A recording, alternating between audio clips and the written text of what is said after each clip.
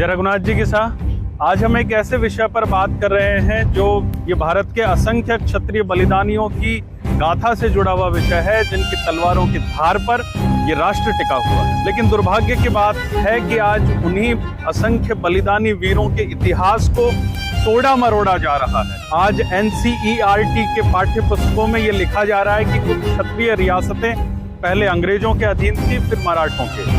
यही नहीं, स्वाधीन राष्ट्र के निर्माण में सर्वाधिक योगदान देने वाले, विदेशी आक्रांताओं के खिलाफ सर्वाधिक फ्रंट लाइन में रहकर लड़ाई लड़ने वाले क्षत्रिय इतिहास को मात्र 2 पन्नों में समेट दिया गया। उत्तर भारत के क्षत्रिय शौर्य वर्णन में राजपूत युद्ध नीति, स्थापत्य कला, जौहर, ऐतिहासिक युद्धों के वर्णन को शामिल नहीं किया गया। आखिर इन सब के पीछे कौन लोग हैं और उनकी मंशा क्या है? इतिहास गवाह है, जयप्पा सिंधिया जब मारवाड़ के ऊपर आक्रमण करने के लिए आए तो मारवाड़ में उन्हें मुंह की खानी पड़ी और जयप्पा सिंधिया को अपनी जान भी गंवानी पड़ी और उनकी सेना को दुम दबाकर भागना पड़ा। इसके बाद महादजी सिंधिया जब जयपुर के ऊपर आक्रमण करने के लिए आए तो तुंगा नामक स्थान पर महादजी सिंधिया को यहाँ पर मुंह की खानी पड़ी। और ज्ञानी जन तो ये भी बताते हैं कि इस तुंगा विजय के उपलक्ष्य में ही तत्कालीन जयपुर के महाराजा सवाई प्रताप सिंह जी ने हवा महल बनवाया, जो कि आज इतिहास का जीता जागता ज्वलंत उदाहरण है। और जैसलमेर जैसे अभेद्य दुर्ग तक तो वो कभी पहुंच ही नहीं पाए। ऐसे में मनगढ़ंत नक्शा इतिहास के पन्नों को झुटलाने का काम कर रहा है। ये तथ्य नहीं, ये अपमान है। इतिहास का ये पाठ नहीं, ये एक षड्यंत्र है। ये संयोग नहीं बल्कि एक प्रयोग है, एक सोची समझी साजिश का हिस्सा है। अब प्रश्न ये उठता है कि क्या हमारे इतिहासविद इतने अज्ञानी हैं? क्या हमारे शिक्षाविद इतने अज्ञानी हैं कि वे देश का मूल इतिहास ही नहीं पहचान रहे, या फिर जानबूझकर एक विचारधारा को आगे बढ़ाने के लिए क्षत्रिय इतिहास को मिटाने की साजिशें की जा रही है? हमारे पूर्वजों ने मुगलों से लड़ा, अंग्रेजों से लड़े, मराठों से लड़े।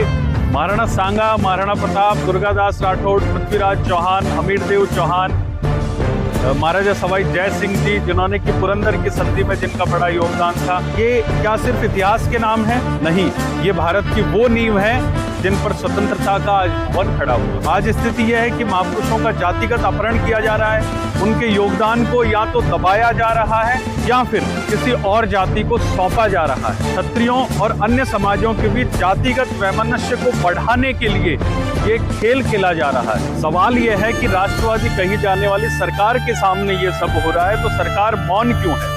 क्या उनके इतिहासकार सिर्फ वोट बैंक के हिसाब से इतिहास परोसेंगे और विपक्ष वो भी मौन है? क्या वोटों की राजनीति इन सब प्रश्नों से ऊपर है?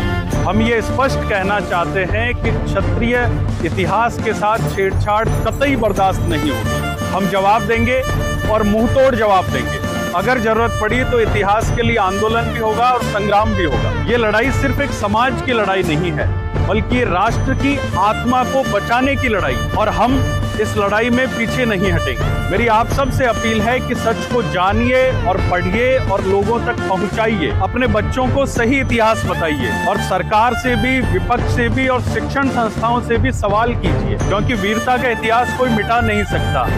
जब तलवारें बोलती हैं तो कलम झुक जाती है। हम तब भी मजबूती से लड़े जब पिछली सरकार में इतिहास को गलत बताया गया। हल्दीघाटी युद्ध का परिणाम का जब गलत चित्रण किया गया तब भी मजबूती से लड़े। सत्ता कोई भी रही हो, आखिर क्षत्रिय इतिहास में हो रही छेड़छाड़ ही उनके लिए सॉफ्ट टारगेट क्यों है? इन प्रकरणों की जांच हो और जिम्मेदारों को सजा मिले और साजिशकर्ताओं का चेहरा उजागर हो। जय रघुनाथ जी।